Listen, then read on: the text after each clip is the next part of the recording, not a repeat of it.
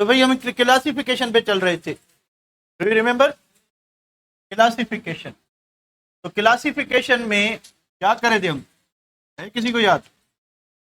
Classification में हम difference देख रहे थे between alicyclic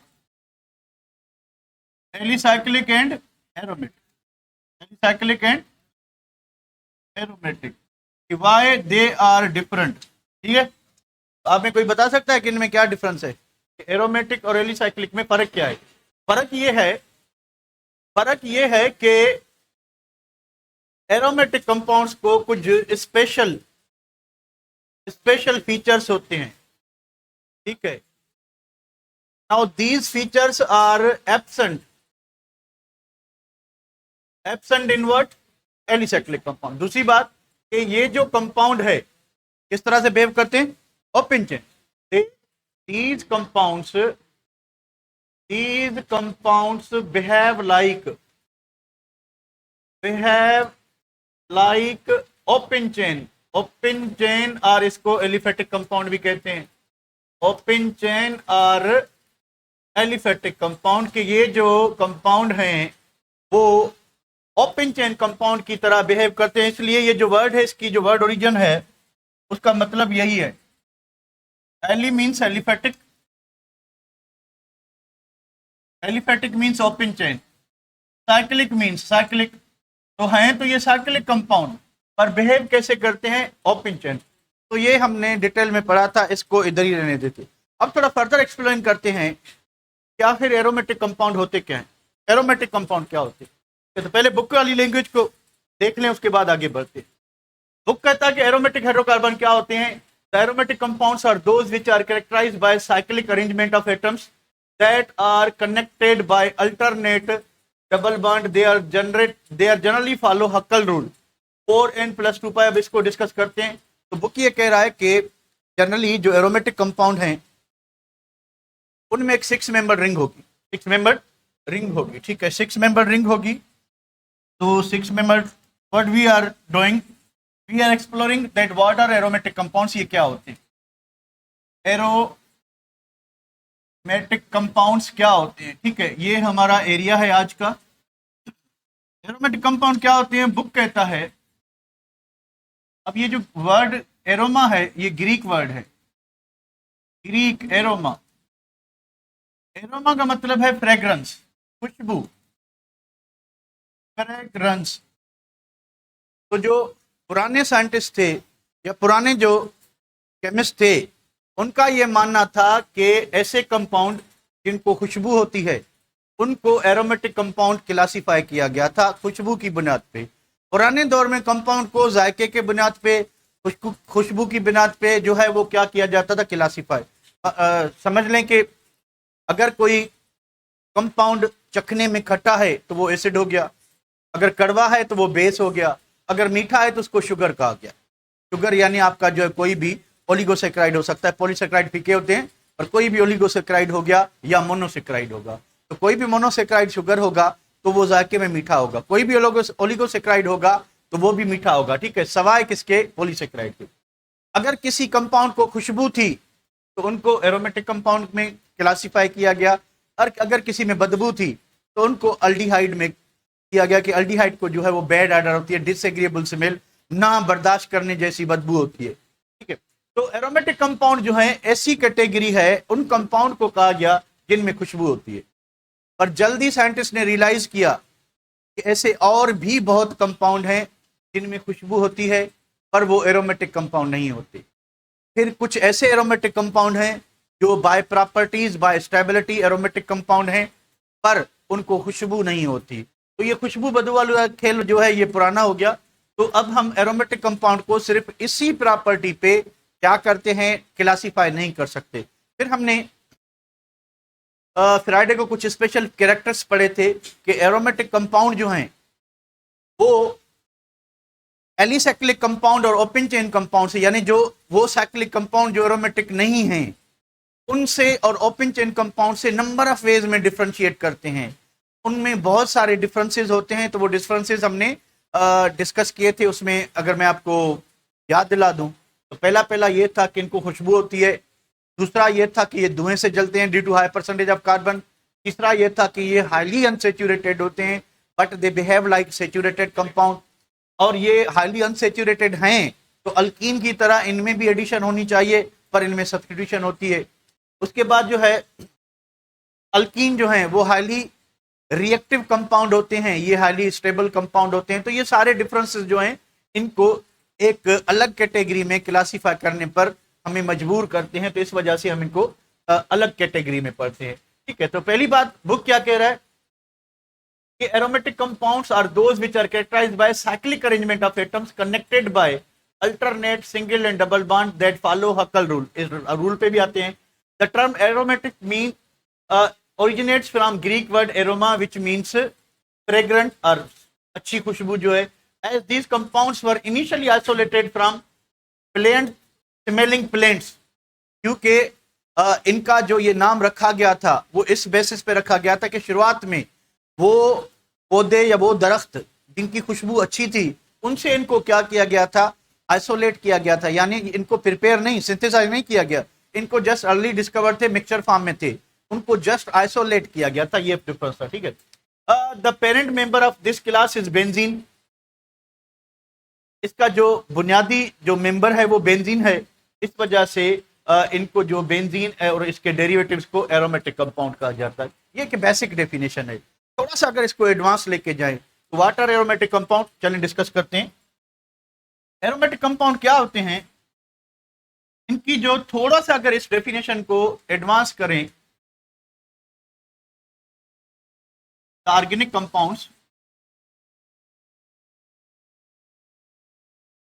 compounds which on chemical degradation, जब उनको हम केमिकली ब्रेक करें, केमिकल डिग्रेडेशन प्रोड्यूसेस, क्या प्रोड्यूस करें, प्रोड्यूसेस आइदर बेंजीन, खाली बेंजीन प्रोड्यूस करें,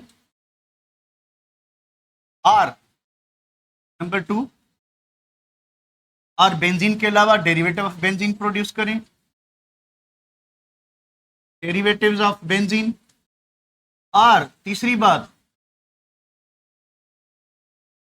तीसरा कैटेगरी वो है, यानी ये तो बात हो गई बेंजीन और डेरिवेटिव्स ऑफ बेंजीन की, यानी या तो अगर किसी हम ऑर्गेनिक कंपाउंड को तोड़ते हैं वो या तो हमें सिंपल बेंजीन देता है या फिर डेरिवेटिव ऑफ बेंजीन देता है, तो हम उसको एरोमेटिक कंपाउंड कहेंगे। अब ये एक क्लास है सिर्फ एरोमेटिक कंपाउंड का। जब हम एरोमेटिक कंपाउंड की अंदर जाएंगे तो हमें पता चलेगा कि एरोमेटिक कंपाउंड जो है दो किस्म के हैं। एक बेंजोइड्स होते हैं, बेंजोइड एरोमेटिक कंपाउंड, यानी जिनमें बेंजीन रिंग होगी वो एरोमेटिक कंपाउंड। दूसरे नॉन बेंजोइड, जिसमें बेंजीन रिंग नहीं है पर उनको भी इस जैसे स्पेशल फीचर्स हैं, उनकी स्टेबिलिटी भी जो है बेंजीन की तरह ज्यादा होती है, तो उनको हम नॉन बेंजोइड एरोमेटिक कंपाउंड कहते हैं। यानी दो कैटेगरीज हो गई। एरोमेटिक कंपाउंड ऐसे जिसमें बेंजीन हो वो बेंजोइड, जिसमें बेंजीन ना हो पर एरोमेटिक हो उनको कहते हैं नॉन बेंजोइड। तो यहाँ पे ये दोनों किस कैटेगरी में आएंगे, बेंजोइड में आएंगे, नॉन बेंजोइड में? ये आएंगे नॉन बेंजोइड में, सॉरी बेंजोइड में। ठीक है, तीसरी कैटेगरी है कि the compounds which are structurally related to benzene, यानी ऐसे कंपाउंड जो स्ट्रक्चर वाइज बेंजीन को क्या करें, बेंजीन से क्या करें, क्लोजनेस हो उसकी, तो हम उनको जो है उनको भी क्या कहेंगे, बेंजीन। तो दो कैटेगरीज होंगी एरोमेटिक कंपाउंड की। एक, अब ये हो गए आपके बेंजोइड्स, क्या हो गए, बेंजोइड्स। बेंजोइड्स किसको कहेंगे, दो वर्ड है, Benz means benzene, ओइड means like. तो बेंज का मतलब है बेंजीन एंड ओइड का मतलब है लाइक। ओइड का मतलब है लाइक, जो बेंजीन जैसे हो, या सिंपली कहेंगे डेरिवेटिव ऑफ बेंजीन हो। तो थोड़ी सी उसमें चेंज होगी प्रॉपर्टीज में, अगर बेंजीन का न्यूक्लियस है तो वही प्रॉपर्टीज होंगी। ठीक है, तो रिएक्शन जो होते हैं ना, मान लें कि आपके पास भाई कोई दो डिफरेंट बेंजीन है, एक सिंपल बेंजीन इटसेल्फ है और एक जो है आपके पास डेरिवेटिव ऑफ बेंजीन है, ठीक है। मान लें कि यहाँ पे क्लोरीन लगा हुआ है। अब रिएक्शन जो होता है ना बेंजीन के हाइड्रोजन पे होता है, ये हाइड्रोजन रिप्लेस होता है, ठीक है। तो इसमें भी हाइड्रोजन अवेलेबल है, इसमें भी हाइड्रोजन अवेलेबल है, तो दोनों थोड़ा सा फर्क है। ये सिंपल बेंजीन है, ये डेरिवेटिव ऑफ बेंजीन है, पर ये बिहेव जो है इक्वली करेंगे, सेम तरीके से बिहेव करेंगे, ठीक है बेटा। तो एक तो ये कैटेगरी हो गई, दूसरी क्या हो गई, नॉन बेंजोइड। अब नॉन बेंजोइड कौन से होंगे, जिनमें बेंजीन रिंग ना हो, यानी इनको हम डिफाइन कैसे करेंगे, the aromatic compounds not having benzene ring, the aromatic compounds not having benzene ring, not having benzene ring, जिनमें बेंजीन रिंग ना हो तो उनको हम कहते हैं नॉन बेंजोइड एरोमेटिक कंपाउंड। ये दोनों क्या होंगे, बेंजोइड होंगे या नॉन बेंजोइड? ये बेंजोइड है क्योंकि दोनों में बेंजीन रिंग है, दोनों में बेंजीन रिंग है। अब देखिए सिर्फ तो वो जो नॉन बेंजोइड कंपाउंड हैं जिनमें बेंजीन रिंग नहीं है, उनका पता कैसे चलेगा कि वो एरोमेटिक हैं कि नहीं है? उसके लिए एक क्राइटेरिया है, ठीक है। उस क्राइटेरिया को हम फॉलो करेंगे कि कौन से कंपाउंड एलिसाइक्लिक कंसीडर करेंगे, कौन से साइक्लिक कंपाउंड एरोमेटिक कंसीडर करेंगे, उसका एक क्राइटेरिया है। वो क्राइटेरिया क्या है उसको अब डिस्कस करते हैं। यहां तक कोई प्रॉब्लम है तो मुझसे पूछ लें। एक बार मैं सिंपली रिपीट कर लूं कि aromatic compound, Greek word aroma means fragrance, और इनकी डेफिनेशन ये है कि जब हम किसी ऑर्गेनिक कंपाउंड को केमिकली डिग्रेड करेंगे, तोड़ेंगे, टूटने के बाद अगर वो कंपाउंड हमें या तो बेंजीन देता है या डेरिवेटिव ऑफ बेंजीन देता है या ऐसा कंपाउंड देता है जिसकी स्टेबिलिटी, जिसकी रिएक्टिविटी बेंजीन जैसी हो। जो सबसे ज्यादा अहम चीज है बेंजीन में वो उसकी एक्स्ट्रा ऑर्डिनरी स्टेबिलिटी है, और इसकी एक्स्ट्रा ऑर्डिनरी स्टेबिलिटी क्यों है उसको हम बाद में डिस्कस करते हैं। तो अगर कोई और कंपाउंड है जो साइक्लिक कंपाउंड है और उसकी भी स्टेबिलिटी जो है वो बेंजीन जैसी है, तो उसको भी हम क्या कंसीडर करेंगे, एरोमेटिक कंपाउंड, पर उसमें बेंजीन रिंग नहीं होगी। तो अगर बेंजीन रिंग नहीं है तो नॉन बेंजोइड होगा, अगर बेंजीन रिंग है तो क्या होगा, बेंजोइड एरोमेटिक होगा। तो यहां तक क्लियर है? चलें आगे बढ़ते हैं कि एरोमेटिक कंपाउंड होने के लिए क्या जरूरी है, what is the criteria for aromaticity. Aromatic compound होने के लिए क्या जरूरी है, तो कुछ चीजें डिस्कस करते हैं। Criteria of aromaticity, aromaticity. Number पहली बात यह है कि ओपन चेन कंपाउंड जो है वो एरोमेटिक नहीं हो सकता, compound must be a cyclic compound. तो पहली बात कंपाउंड जो है, compound must be cyclic, compound को साइक्लिक होना पड़ेगा, कंपाउंड मस्ट बी साइक्लिक, ठीक है। दूसरी बात, ईच रिंग मेंबर, हर रिंग मेंबर के पास, each ring member should have, होनी चाहिए, one unhybridized orbital, one unhybridized orbital. ये क्यों होनी चाहिए ये भी मैं आपको बताता हूं, ठीक। कि हर रिंग मेंबर को, जो एरोमेटिक रिंग है उसमें जितने भी एटम्स हैं हर किसी के पास एक अनहेब्रिडाइज्ड ऑर्बिटल होनी चाहिए। क्यों होनी चाहिए उसको भी हम डिस्कस करते हैं। नंबर तीसरी बात, जब ये पॉसिबिलिटी होगी कि हर रिंग एटम के पास, ठीक है, क्या मौजूद है, हर रिंग एटम के पास एक अनहेब्रिडाइज्ड ऑर्बिटल मौजूद है, तो पहले तो आपको ये बताता चलूं, क्या बताता चलूं कि अगर मॉलिक्यूल का सेंट्रल एटम अपनी हाइब्रिडाइज्ड ऑर्बिटल बॉन्ड फॉर्मेशन में यूज करता है तो वो सिग्मा बॉन्ड बनाएगा, वो सिग्मा बॉन्ड बनाएगा। अगर उसके पास एक या दो अनहाइब्रिडाइज्ड ऑर्बिटल हैं तो वो पाई बॉन्ड बनाएगा। तो यहाँ पे क्या है कि रिंग का हर एटम, उसके पास एक अनहाइब्रिडाइज्ड ऑर्बिटल होनी चाहिए, यानी रिंग में जितने भी एटम्स होंगे वो सब के सब डबल बॉन्ड में इन्वॉल्व होंगे, वो सब के सब डबल बॉन्ड में होंगे। तो थोड़ा सा अगर बेंजीन पे गौर करेंगे तो आपको दिखाई देगा ये बात। Can you see this, each carbon is involve in double bond formation, can you see this. एक कार्बन यहाँ पे है, डबल बॉन्ड बना रहा है, दूसरा यहाँ पे है, यहाँ पे, यहाँ पे, यहाँ पे और यहाँ पे, each carbon is involve in double bond. Can you see this, क्या आपको नजर आ रहा है? ठीक है, तो वो इसलिए नजर आ रहा है क्योंकि बेंजीन रिंग का हर कार्बन एटम उसके पास एक अनहाइब्रिडाइज्ड ऑर्बिटल है। और उससे जादू क्या होता है? उससे जादू ये होता है, there must be alternate single and double bond, single and double bond. अब इस बॉन्ड को हम कहते हैं कॉन्जुगेटेड बॉन्ड। इस बॉन्ड को क्या कहते हैं? Conjugated bond, conjugated pi bond. आगे चल के मैं आपको बताता हूं कि डबल बॉन्ड के 3 किस्म हैं, तो वो कौन कौन से हैं वो उस पे आते हैं। तो बेंजीन में जो डबल बॉन्ड पाया जाता है उसको कहते हैं कॉन्जुगेटेड पाई बॉन्ड। क्या कहते हैं? Conjugated pi bond. अगेन मैं आपको बताऊं अगर कि कोवेलेंट बॉन्ड के 2 किस्म होते हैं, फिर से अगर कहें तो एक तो सिंगल डबल ट्रिपल वाली कहानी हो गई, दूसरा पोलर नॉन पोलर वाली कहानी हो गई। हम पढ़े क्या? हाइड्रोकार्बन। तो हाइड्रोकार्बन सारे नॉन पोलर होते हैं, ठीक है। तो दूसरी कहानी होती है कि जब बॉन्ड आपका जो है लोकलाइज्ड हो सकता है, बॉन्ड आपका डीलोकलाइज हो सकता है। अब ये लोकलाइज और डीलोकलाइज की क्या कहानी होती है? लेकिन जो कोवेलेंट बॉन्ड बनता है वो बिटवीन 2 एटम्स बनता है। यही होता है कि कोवेलेंट बॉन्ड बिटवीन 2 एटम्स बनता है। तो बीच में क्या होगा? आप शेयर्ड पेयर कह लें लेविस थ्योरी के हिसाब से, या आप कह लें कि बीच में ओवरलैप्ड ऑर्बिटल्स हैं, उनमें भी क्या होंगे? इलेक्ट्रॉन होंगे। तो इन इलेक्ट्रॉन्स को ये न्यूक्लियस आपस में क्या करते हैं? अट्रैक्ट करते हैं। कोवेलेंट बॉन्ड यही होता है, the attractive force between overlapped orbitals and nuclei of 2 bonded atoms. तो अगर बॉन्डिंग पेयर को सिर्फ 2 न्यूक्लियस अट्रैक्ट करते हैं, बॉन्डिंग पेयर को सिर्फ 2 न्यूक्लियस अट्रैक्ट करते हैं, तो इसको कहते हैं लोकलाइज्ड पाई बॉन्ड, यानी वो इधर उधर नहीं जा सकता, एक जगह पे फिक्स होगा। अब अगर इसकी मैं आपको बात करूं कि हर एटम के पास क्या होनी चाहिए? एक अनहाइब्रिडाइज्ड ऑर्बिटल होनी चाहिए। तो मान लें कि आपके पास बेंजीन में 6 कार्बन है, 6 कार्बन के पास ये हो गया sigma bond pair, hybridised orbital वाला रीजन। हमें क्या चाहिए? Unhybridised orbital.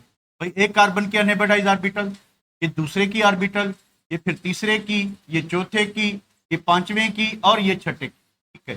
तो आप देखें कि हर जो है ऑर्बिटल के पास जो बीच में है उसको 2 पॉसिबिलिटीज हैं। कौन सी 2 पॉसिबिलिटीज हैं?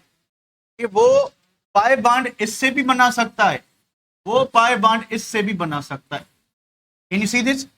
कि जब रिंग में हर एटम के पास एक अनहाइब्रिडाइज्ड ऑर्बिटल होगी तो हर एटम के पास ड्यूअल चांस होगा कि वो अपने लेफ्ट वाले के साथ पाई बॉन्ड बनाए या राइट वाले के साथ, उसको दोनों पॉसिबिलिटीज है। इस वजह से जब डीलोकलाइज पाई बॉन्ड होगा तो इस बॉन्ड को हम कहेंगे डीलोकलाइज पाई बॉन्ड।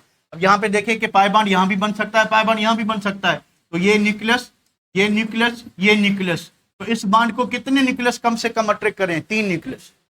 तो लोकलाइज पाई बॉन्ड जो होगा वो फिक्स होगा बिटवीन 2 न्यूक्लियाई, यानी लोकलाइज पाई बॉन्ड यहां होता सिर्फ 2 न्यूक्लियस के बीच में। तो इलेक्ट्रॉन पेयर को 2 न्यूक्लियस अट्रैक्ट करें, इलेक्ट्रॉन पेयर को 3 न्यूक्लियस अट्रैक्ट करें या 3 से ज्यादा करें। बेंजीन में 6 न्यूक्लियस हैं, जो सब के सब न्यूक्लियस क्या करते हैं? इलेक्ट्रॉन को अट्रैक्ट करते हैं। तो मुझे बताएं, तो ये लोकलाइज्ड पाई बॉन्ड में एनर्जी ज्यादा रिलीज होगी या डीलोकलाइज्ड पाई बॉन्ड किसमें होगा? डीलोकलाइज्ड। डीलोकलाइज में ज्यादा होगी या लोकलाइज में? अब देखें कूलम्ब्स लॉ अप्लाई करेंगे। कूलम्ब्स लॉ कहता है कि द फोर्स ऑफ अट्रैक्शन और repulsion is directly proportional to the magnitude of charges. Charges जितनी बढ़ाएंगे उतनी अट्रैक्टिव और रिपल्सिव फोर्स क्या होगी? बढ़ेगी। तो केमिकल बॉन्ड जब बनता है अट्रैक्टिव फोर्सेज होती हैं या रिपल्सिव होती हैं?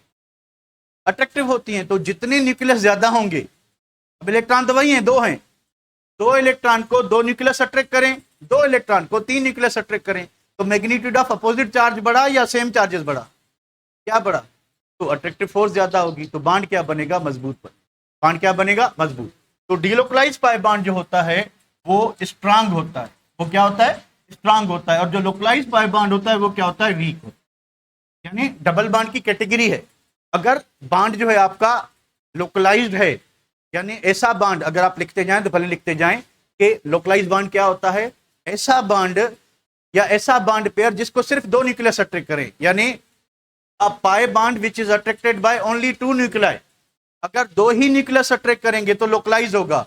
अगर पाई बॉन्ड पेयर को मोर देन 2 न्यूक्लियाई अट्रैक्ट करेंगे तो बॉन्ड क्या होगा? डीलोकलाइज होगा। And delocalize pi bond is what?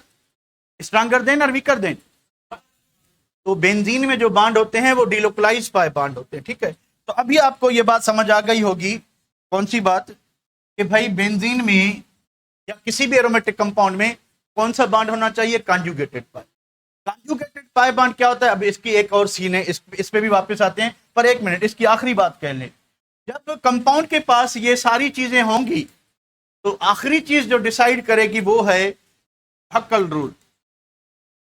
हक्कल rule, Huckel rule है 4n+2 pi is equal to 0। Compound में ये जो रूल है हक्कल रूल, जिसको हम कह रहे हैं n इज इक्वल टू 0 आए, 1 आए, 2 आए, 3 आए, 4 आए, 5 आए, 6 आए या इन्फिनिटी, यानी एक इंटीजर वैल्यू होना चाहिए किसका, n का। अब इन सारी बातों को अप्लाई करते हैं, ठीक है, कि कंपाउंड पहली बात के साइक्लिक होना चाहिए, दूसरी बात उसमें हर एटम को एक अनहाइब्रिडाइज्ड ऑर्बिटल होनी चाहिए, तीसरी बात कॉन्जुगेटेड डबल बॉन्ड होने चाहिए, चौथी बात जब ये पूरी तीनों बातें होंगी तो कंपाउंड जो है आपका एरोमेटिक होगा। कंपाउंड क्या होगा, एरोमेटिक, अगर वो हक्कल रूल फॉलो करता है ऊपर वाली तीन प्रॉपर्टीज के साथ। अगर खाली साइक्लिक है तो कंपाउंड एलिसाइक्लिक होगा, यानी एलिसाइक्लिक का मतलब होगा नॉन एरोमेटिक होगा, ठीक है। अच्छा, अगर कंपाउंड में पहली बात भी है, दूसरी भी है, तीसरी भी है, पर चौथी नहीं है, तो कंपाउंड एंटी एरोमेटिक होगा। कंपाउंड क्या होगा, एंटी एरोमेटिक। अगर वो 1 2 3 यानी पहली तीनों बातों को सेटिस्फाई करता है पर सिर्फ हक्कल रूल को फॉलो नहीं करता तो वो कंपाउंड एंटी एरोमेटिक होगा। अगर कंपाउंड चारों ही चीजें ओबे करता है तो कंपाउंड एरोमेटिक होगा। तो तीन कैटेगरीज हो गई, aromatic, anti aromatic, non aromatic. Aromatic कौन सा होगा, हैविंग 4 प्रॉपर्टीज। एंटी कौन होगा, पहली 3 प्रॉपर्टीज। और नॉन कौन होगा, इसमें खाली जो है वो साइक्लिक हो, ठीक है, उसके बाद नीचे वाली प्रॉपर्टीज उसमें ना हो, ठीक है। तो मान यानी ओनली वन, अगर कंपाउंड में क्या है, ओनली वन है, तो वन है तो ये क्या होगा, नॉन एरोमेटिक। क्या होगा, नॉन एरोमेटिक। आप इसको एलिसाइक्लिक कंपाउंड भी कह सकते हैं। अब जब कंपाउंड एलिसाइक्लिक होगा तो आप समझ सकते हैं कि वो एरोमेटिक नहीं होगा, वो एरोमेटिक और उसकी प्रॉपर्टीज किस जैसी होंगी, ओपन चेन कंपाउंड। ये सिंपल बात समझ रहे हो, ठीक है। अच्छा, उसके बाद नंबर, अगर कंपाउंड में 1 भी है, उसके बाद 2 भी है, उसके बाद 3 भी है, बट नो 4 नंबर प्रॉपर्टी नहीं है, हक्कल रूल को फॉलो नहीं करता, कंपाउंड एंटी एरोमेटिक हो। कंपाउंड क्या होगा, एंटी एरोमेटिक, यानी वो भी एरोमेटिक नहीं होगा। अब एंटी और नॉन एरोमेटिक में क्या डिफरेंस है, कि ये जो एंटी एरोमेटिक कंपाउंड है ये नॉर्मल अल्कीन से थोड़ा ज्यादा स्टेबल होगा, पर उतना नहीं होगा जितना के एरोमेटिक। जितना के एरोमेटिक कंपाउंड की स्टेबिलिटी ज्यादा होगी उतना इसकी नहीं होगी। अगर कंपाउंड में चारों चीजें हैं, 1 भी है, 2 भी है, 3 भी है एंड 4 भी है, तो कंपाउंड क्या होगा, एरोमेटिक। कंपाउंड क्या होगा, एरोमेटिक। तो आगे चल के मैं आपसे पूछता हूं, क्या पूछता हूं आपसे, देखें कंपाउंड कौन कौन से हो गए। कंपाउंड हो गया नॉन एरोमेटिक, कंपाउंड क्या हो गया, नॉन एरोमेटिक। कौन होगा, मैं पूछता हूं आपसे, कंपाउंड हो गया एरोमेटिक, कंपाउंड हो गया एंटी एरोमेटिक, एंटी एरोमेटिक, ठीक है।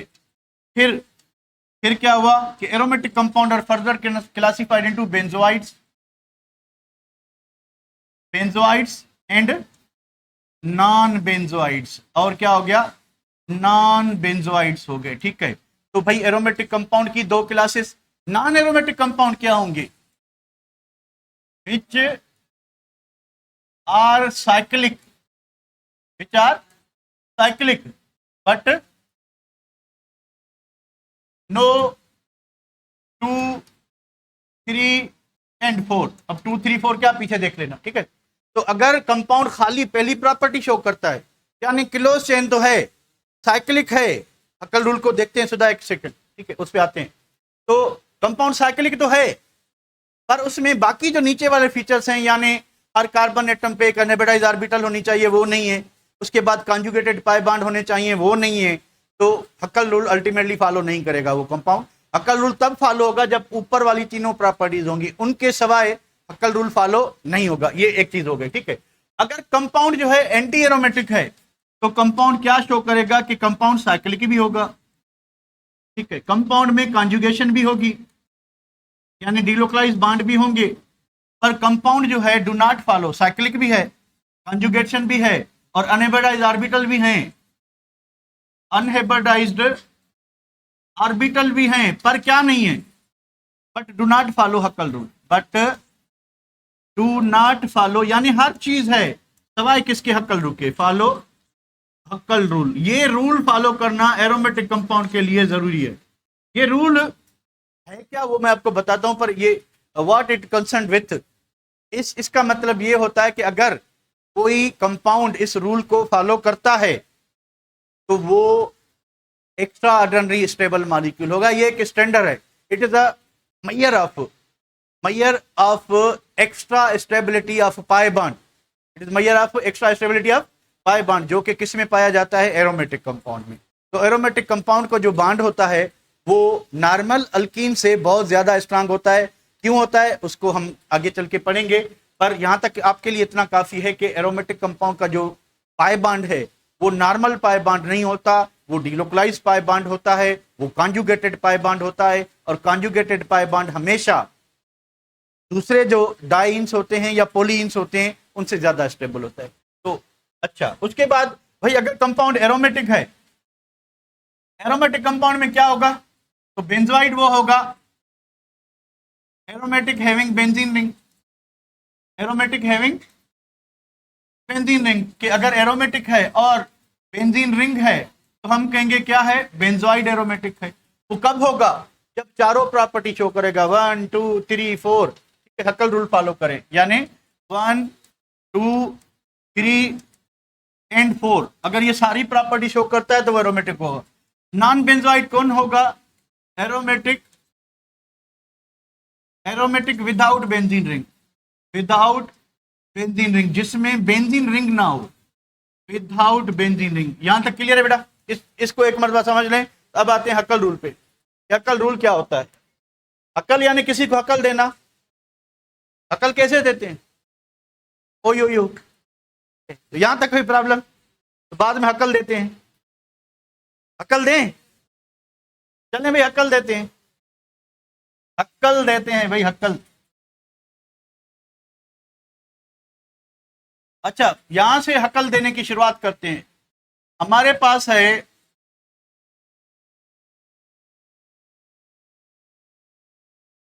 हेलो, यहां से देखें हक्कल की शुरुआत करते हैं।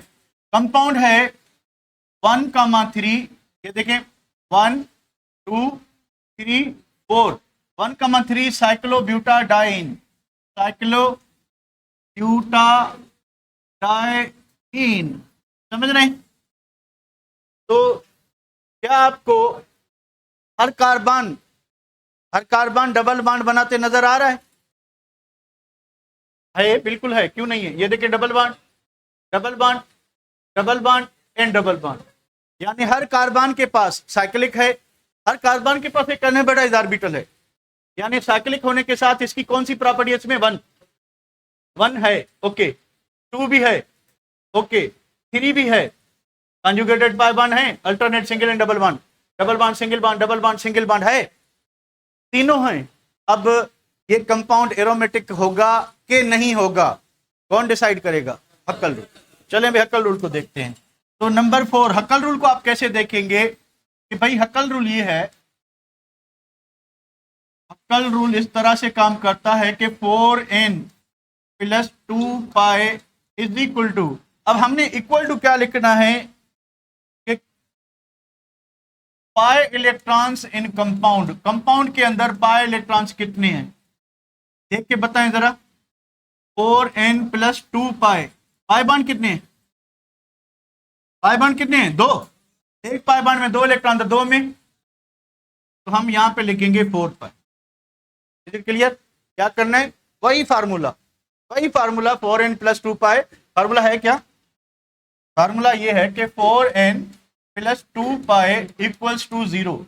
अब यहाँ पे 0 पे हमें इस जगह पे क्या लगाना है, हमने ये लगाना है कि कंपाउंड में पाई इलेक्ट्रॉन कितने हैं, कंपाउंड में पाई इलेक्ट्रॉन कितने हैं, तो पाई बॉन्ड कितने हैं, 2, एक पाई बॉन्ड में 2 इलेक्ट्रॉन, तो 2 पाई बॉन्ड में कितने होंगे, 4, तो हमने लिखा। तो अब n का वैल्यू फाइंड करना है, देखिए जरा, एन का वैल्यू फाइंड करना है तो क्या होगा, 4n इक्वल्स टू पाई को इधर ले जाएं तो 4 पाई माइनस 2 पाई, तो 4n इक्वल्स टू क्या होगा 2, n इज इक्वल टू क्या होगा 2/4, n इज इक्वल टू क्या होगा 1/2। देखिए एरोमेटिक होने के लिए क्या होना चाहिए, किधर गया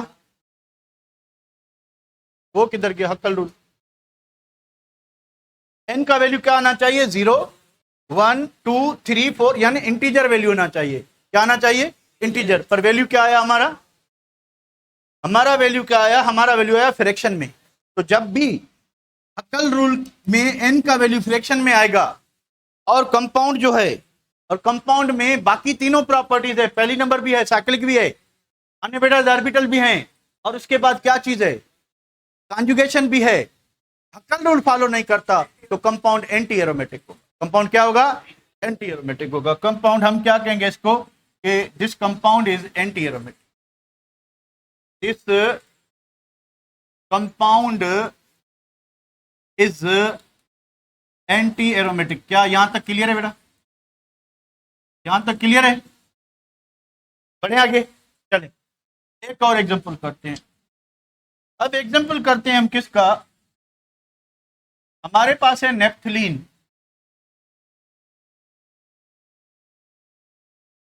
तो नेफ्थलीन में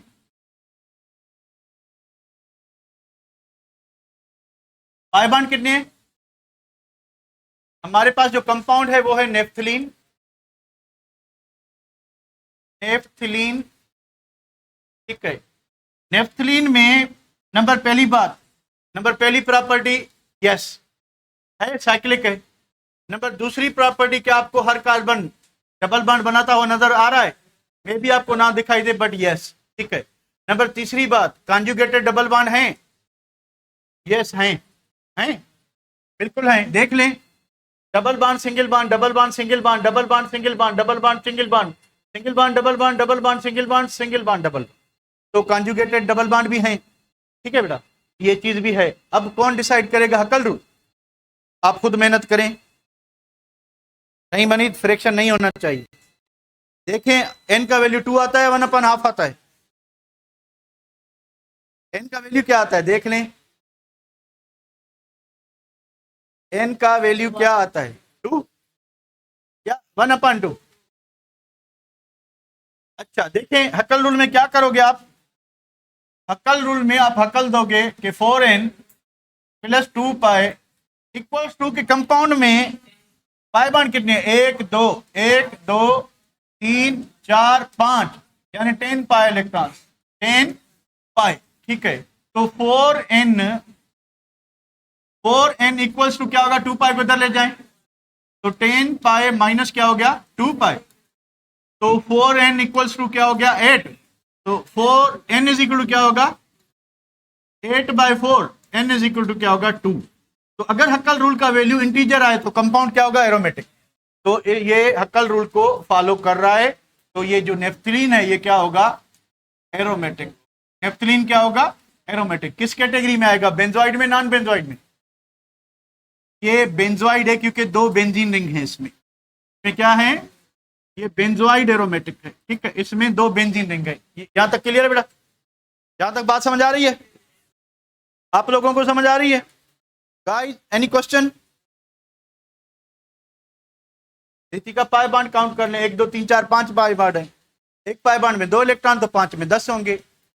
यहां पीछे है तो क्या था, पीछे 2 पाई बॉन्ड थे, 2 पाई बॉन्ड थे तो 2 को डबल करेंगे तो 4 पाई इलेक्ट्रॉन होंगे, तो यहाँ पे 4 लिखा था हमने, ठीक है, क्लियर है बेटा, ओके क्लियर। चले एक और करते हैं। तो अब 2 कैटेगरीज हो गई, एक एरोमेटिक हो गया और एक क्या हो गया, नॉन एरोमेटिक हो गया, sorry anti aromatic. Non aromatic की बात करते हैं।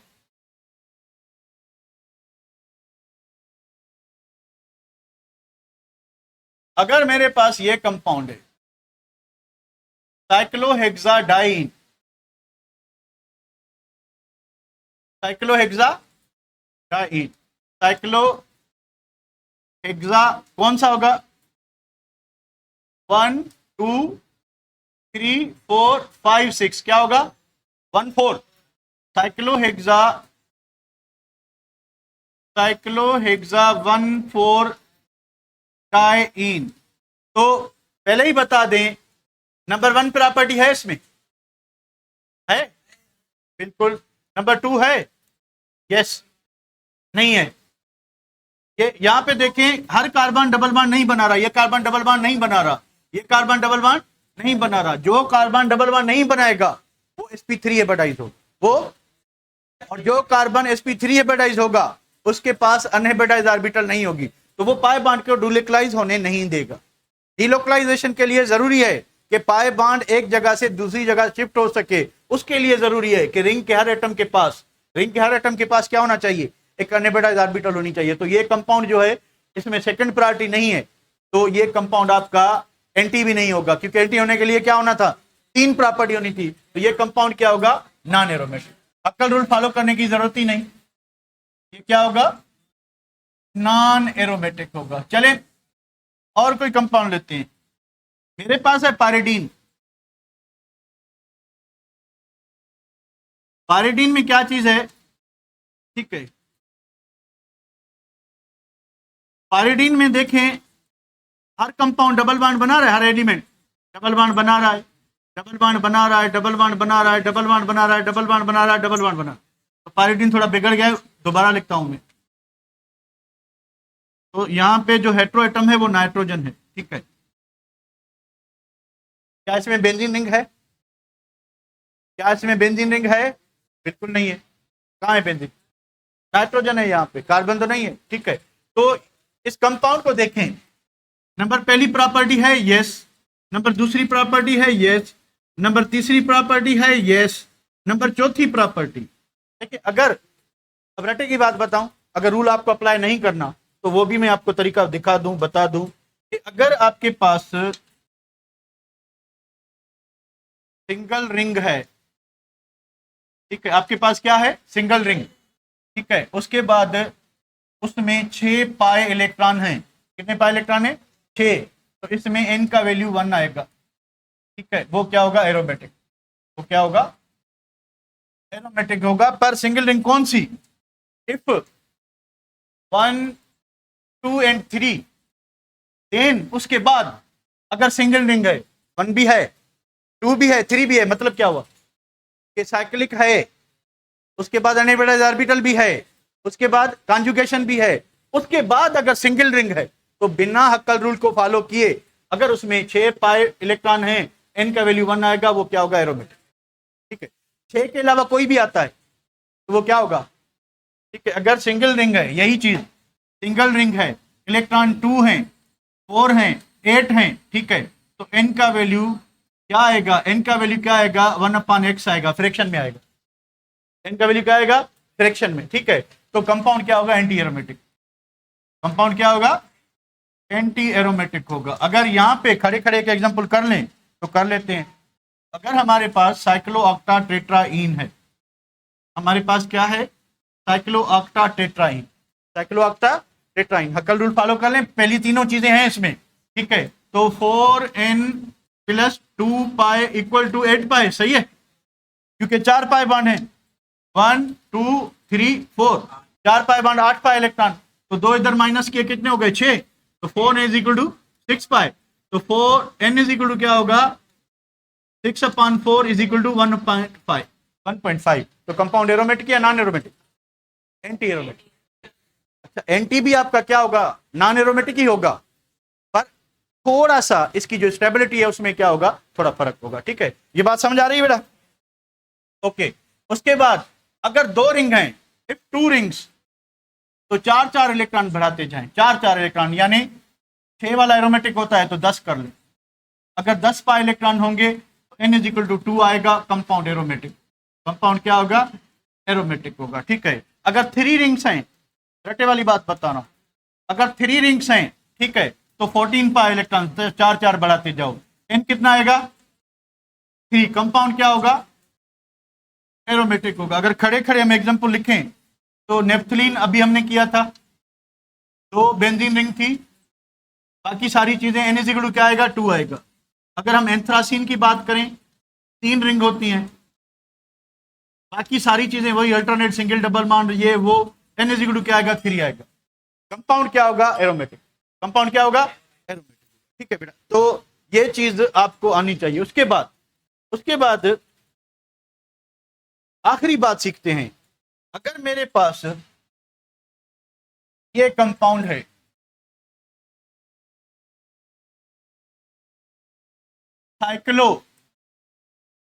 साइक्लोप्रोपीनियम आइन, प्रोपीनियम आइन पहली कैटेगरी है, यस है, साइक्लिक। दूसरी है, यस यस, ठीक है। क्यों यस? ये जो पॉजिटिव चार्ज कार्बन होता है, ये जो कार्बोनियम आइन होता है, ठीक है, कार्बोनियम आइन क्या होता है, sp2 हेपेटाइज होता है। जब कार्बन sp2 हेपेटाइज होगा तो उसके पास एक अनहेपेटाइज ऑर्बिटल होगी ना, तो इसके पास भी अनहेपेटाइज ऑर्बिटल है, इसके पास भी है, इसके पास भी है, ठीक है। तो ये इसमें ये जो आपकी पॉजिटिव चार्ज है, ये जो पाई बॉन्ड है, ये डिलोकलाइज होगा। कैसे? कि अगर ये पाई इलेक्ट्रॉन पेयर है ना, 2 इलेक्ट्रॉन है, अगर ये पाई बॉन्ड इधर शिफ्ट हो जाता है तो पाई बॉन्ड इन 2 कार्बन के दरमियान बनेगा, और जो आपकी पॉजिटिव चार्ज है बताएं कहां लग जाएगी। अगर डबल बॉन्ड इधर शिफ्ट हो जाता है तो पॉजिटिव चार्ज इधर आ जाएगी, अगर डबल बॉन्ड इधर शिफ्ट हो जाता है तो पॉजिटिव चार्ज यहां पे लग जाएगी, यानी डीलोकलाइजेशन हो रही है। तो नंबर 3 भी है। डीलोकलाइजेशन की एक कंडीशन है, वो क्या, कि हर रिंग मेंबर के पास एक अनहेपेटाइज ऑर्बिटल होनी चाहिए, है कि नहीं है? इफ है तो देन गो फॉर द अक्कल रूल। अक्कल रूल को देखें जरा। नंबर 4 क्या लिखें, करेगा मुझे पता है इसलिए बता रहा हूं कि 4n plus 2 pi equals to 2 pi, ठीक है। 4n equals to 0, n 0/4 is equal to 0।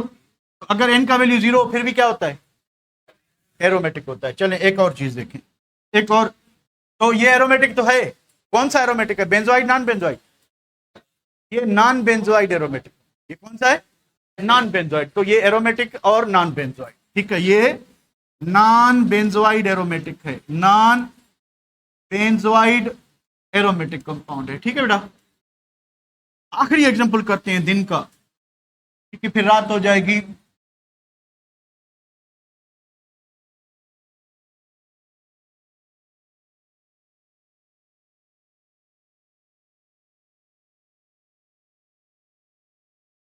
दो कंपाउंड लेते हैं, दिखने में दोनों एक जैसे हैं,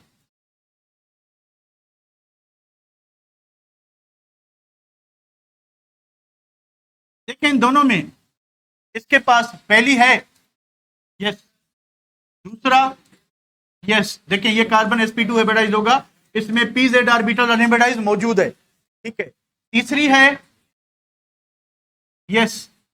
चौथी डिसाइड करेगी, मैंने अभी रटे वाली बात बताई, अगर एक रिंग हो और 6 पाई इलेक्ट्रॉन हो हैं, n का वैल्यू क्या आएगा, 1, ये एरोमेटिक होगा, ठीक है। भले आप बेंजीन वाला सेम सीन है ना, बेंजीन में 6 पाई इलेक्ट्रॉन थे, इसमें भी 6 हैं, तो n का वैल्यू क्या आएगा, 1 आएगा। 4n plus 2 is equal to 6, तो 2 जो है उधर जाएगा तो क्या हो जाएगा, 4। यानी अगर कर भी लें तो 4n plus 2 pi equals to 6, ठीक है, 6 पाई। तो 4n इक्वल्स टू, ये 2 इधर जाए तो क्या हो जाएगा, 4 पाई। तो n इज इक्वल टू क्या होगा, 4/4 इक्वल्स टू 1, यानी ये एरोमेटिक है। कौन सा एरोमेटिक है, बेंजोइड नॉन बेंजोइड?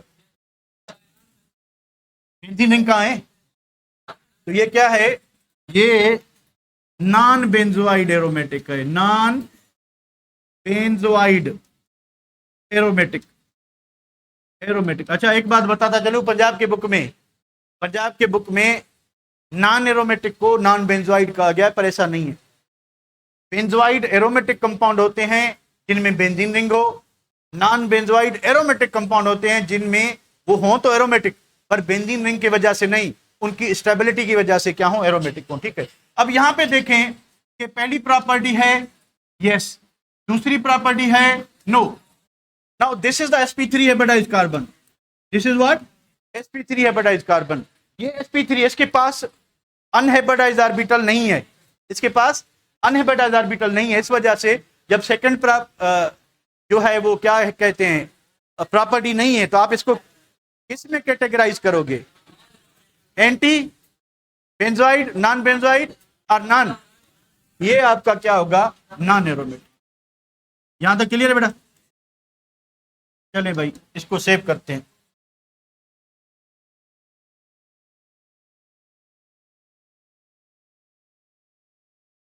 न मोकला, मोकलते हैं भाई, मोकलते हैं।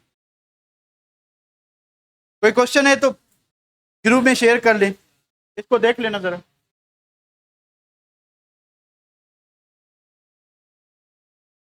अच्छा, तो हमने क्या पढ़ा, मैं आपको बताऊं कि एरोमेटिक कंपाउंड क्या होते हैं, एरोमेटिक कंपाउंड फर्दर क्लासीफाई कैसे करेंगे, बेंजोइड्स में और नॉन बेंजोइड्स में, हक्कल रूल क्या होता है, क्राइटेरिया ऑफ एरोमेटिसिटी के एरोमेटिक कंपाउंड होने के लिए क्या होना जरूरी है, तो ये कंडीशंस हमने पढ़ी। तो बाकी कुछ आपकी प्रैक्टिस के लिए, ठीक है, आपकी प्रैक्टिस के लिए कुछ आपको ग्रुप में शेयर कर दूंगा, वो बता देना मुझे कि एरोमेटिक है, नॉन एरोमेटिक है, एंटी एरोमेटिक है, क्या है। ठीक है बेटा, चलें खेलें अभी।